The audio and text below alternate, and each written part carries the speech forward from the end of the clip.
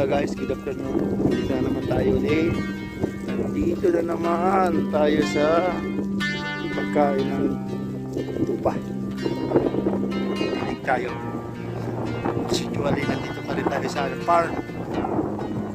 Ano pagkain?